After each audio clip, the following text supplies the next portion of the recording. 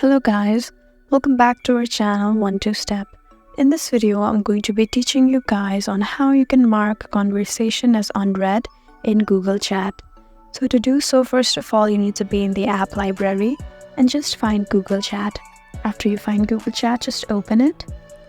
And now go to direct messages right next to the home screen. And now just tap on the conversation that you want to mark as unread.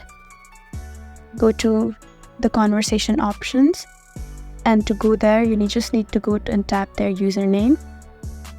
And after you're in the conversation options, you'll find options like start a new chat, manage apps, the history, and mark as unread.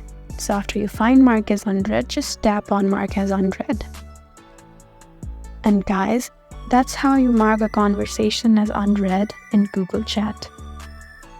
If you found this video helpful, please leave a like and drop a comment down below. And if you want more videos like these, then please subscribe to our channel. We'll see you again next time. Thank you for watching.